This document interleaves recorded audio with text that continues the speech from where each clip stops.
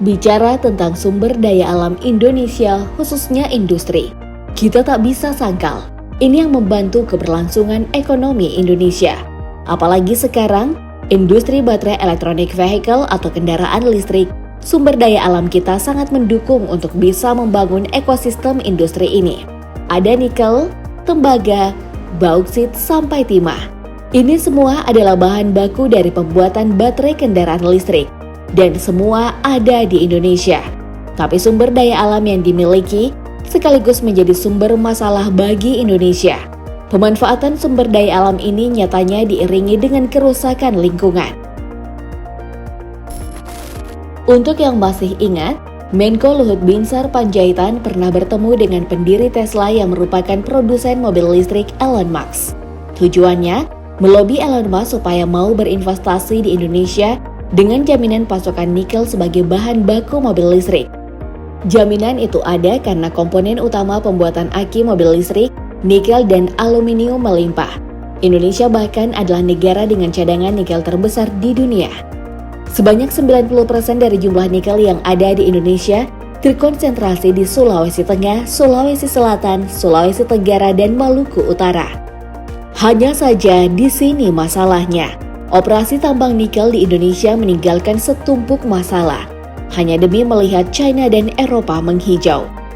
Mulai dari di Pulau Obi, Maluku Utara, PT Trimega Bangun Prasada mengoperasikan smelter pencucian asam bertekanan tinggi yang pertama dengan produksi nikel 60.000 ton per tahun. Yang jadi soal, pengoperasian ini meninggalkan daya rusak panjang dan tak terpulihkan. Bayangkan, tidak terpulihkan. Lahan-lahan warga di desa Kawasi dicaplok, tanaman perkebunan lenyap, sumber air tercemar, air laut keruh kecoklatan, bahkan ikan-ikan tercemar logam berat. Sungai Ake Lamo, sungai terbesar di Pulau Obi tercemar dan rusak. Limbah-limbah yang dibuang ke sungai-sungai dan mengalir ke laut menyebabkan pesisir dan laut berubah warna menjadi keruh kecoklatan. Kondisinya sama dengan yang ada di Morowali, Sulawesi Tengah. Hadirnya industri nikel PT IMIP dan produk hilirisasinya memang berhasil menciptakan multiplier effect, seperti munculnya lapangan kerja baru sampai dampak ekonomi di sana.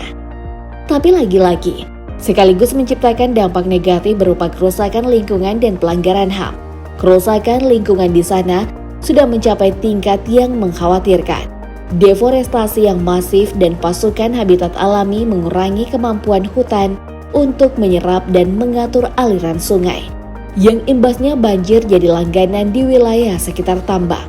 Banjir ini tak cuma mengancam keselamatan penduduk, tapi juga merugikan sektor perikanan. Tapi, isu paling parah yang ada di tambang nikel Morowali adalah isu HAM. Mulai dari sengketa lahan, pelanggaran hak buruh, sudah ada banyak insiden yang terjadi. Seperti insiden kematian buruh di tambang, karena lemahnya komitmen dalam hal standar kesehatan dan keselamatan kerja.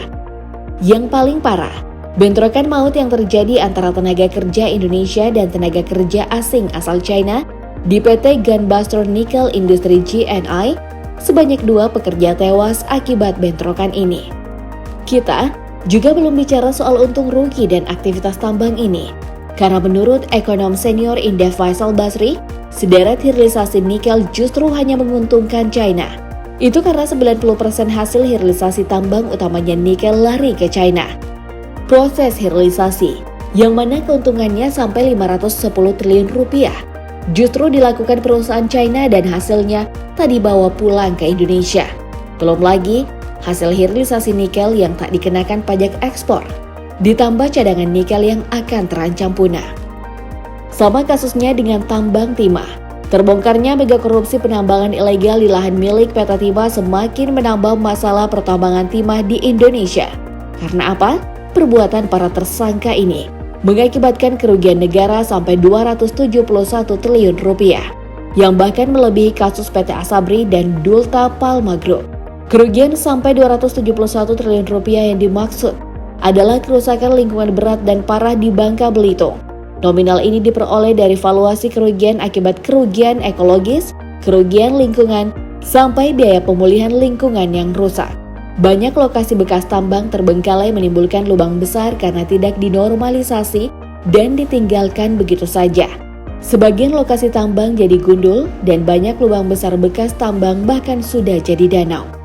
Masalahnya, bukan cuma di kawasan hutan, tapi juga di luar kawasan hutan sudah dibuka tambang-tambang ilegal. Pastinya ini sangat berbahaya. Ditambah, banyak perusahaan yang tak gunakan izin pakai kawasan hutan. Dan selain berdampak berat bagi lingkungan pertambangan, kegiatan ilegal ini juga berpotensi menimbulkan dampak merugikan bagi ekosistem di luar kawasan pertambangan. Karena bukan cuma di darat, tambang timah juga di pesisir dan laut yang secara otomatis mengganggu ekosistem mangrove terumbu karang. Masalah utamanya sekarang siapa yang akan bertanggung jawab?